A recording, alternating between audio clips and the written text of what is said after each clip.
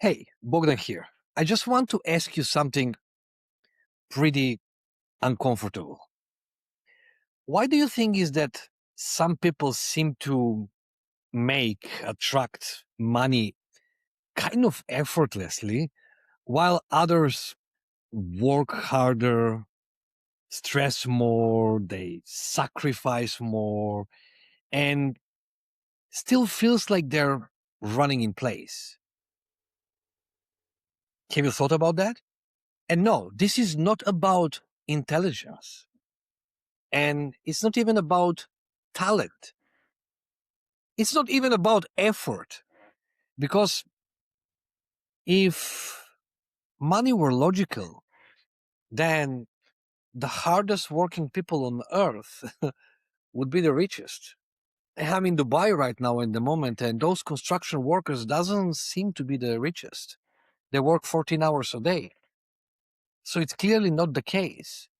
So in this video, I want to show you how money actually works. It will trigger many of you. Why it avoids certain people, and how to rebuild your relationship with the money without that type of hype, without manifestation nonsense, and without any type of, hustle porn. First thing that you need to understand is that money, it's not logical. Most people think money is logical. So they consistently think that if I work harder, I should earn more. If I am a good person, money should come. If I understand money, I will have money. But just look around. 80% of the lottery winners often go broke. Highly educated people struggle financially. Brilliant artists die poor. And people with very average skills sometimes earn absurd amounts. That should tell you something very important, that money is not primarily logical. Money is psychological and emotional. And if you don't understand that, you will, I guess, always fight money. So instead of working with the money, you will create a fight with the money. Does it make sense? What money actually it is, right? So let's simplify this. Money is not just a paper with dead people printed on it. Money is not numbers on a screen. Money is a store of value across time. Before money existed, people traded chickens for grain, labor for shelter, time for food. But it was inefficient. And then money solved one problem: how to store and transfer value efficiently. So when someone says, I want more money, what they're really saying is, I want more value flowing towards me. That's it. Money does not move toward effort. Money moves toward perceived value. Let that land. Now, this is where people get stuck emotionally. Money, you need to understand that money is neutral. It's not good. It's not evil. It doesn't reward virtue. It doesn't punish vice. If money cared about morality, then teachers would be rich, criminals would be poor, and corruption wouldn't exist. But society shows us something else. In fact, money amplifies who you already are. Give money to someone generous, they become more generous. And from the other side, give money to someone insecure, they become more insecure. So when people say money is the root of all evil, you have heard that, right? I have heard in my country, in Macedonia, back in time. What they often mean is, I am uncomfortable with power. I'm uncomfortable with responsibility or visibility. And that discomfort alone is just enough to block the flow of money to you, right? I want you to understand how actually money moves. Here is one thing, something very obvious. You all know this, but it's rarely truly acknowledged. Why does a famous person get paid just for existing in a room, just for being present? Why can someone charge $50 an hour, $500 an hour, or $50,000 for a talk for essentially the same activity? Because money follows attention, visibility, perceived authority, and positioning. Not effort, not fairness. Money doesn't argue, it follows perception. And I'm going to be completely clear with you. You don't have to like this. You just have to understand it a little bit. Now, I'm more than sure that many of you have read Rich Dad, Poor Dad, and Robert Kiyosaki explains the four financial identities. You know how people relate to money.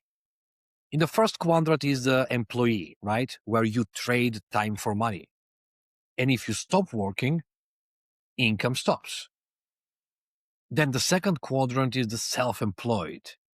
It's still trading time for money, just with more stress. Many self-employed people, they don't own a business. They own an exhausting and super demanding job. The third quadrant is the business owner, right? So you build systems and then leverage appears, you use employees, then income kind of separates from time. And the fourth one is the investor, where money works for you. And then time becomes irrelevant. Now, the key insight here is your problem is not where you are. Your problem is being emotionally attached to a stage that no longer matches who you are becoming. Let that land. Now, why hard work doesn't scale? And this will going to piss many people off. You know, those, well, they will say like, I work harder than them. Probably true. And irrelevant. Money doesn't scale effort. Money scales leverage and perception. Two people can have identical skills, and one is seen as replaceable, while the other one is seen as rare. Who do you think earns more? The rare one earns more. So your income ceiling is not defined by sacrifice, it's defined by replaceability. And that's an identity issue, not a productivity issue. Let's talk about the money blocks, right? This is where things really break. What are the common money blocks? It's the guilt about wanting more. It's the shame around charging higher prices, the fear of being judged, the fear of responsibility, some scarcity conditioning from childhood.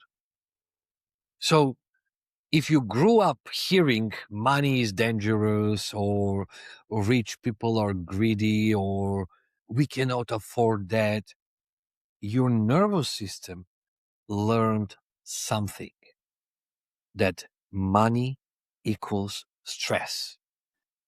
And then money avoids inner conflict like fire avoids water. You cannot think your way out of it. You need to resolve it emotionally and identity wise. We have something like called money thermostat. Everyone has that money thermostat. That's kind of like income range that feels normal. So when you earn less, you feel stress. When you earn more, you subconsciously sabotage. You spend it, you lose it, you create chaos, you downplay it. Your goals do not decide your income. Your thermostat decides your income. And until that changes, nothing external sticks, because we have a poverty consciousness and abundance consciousness. But the difference is poverty consciousness is not about having little. It's about thinking from fear under pressure. And abundance consciousness is not about luxury. It's thinking in contribution and expansion. Money definitely flows more easily to people focused on value creation and not survival, because desperation repels while clarity attracts. So think about money as a mirror, and let's land this cleanly.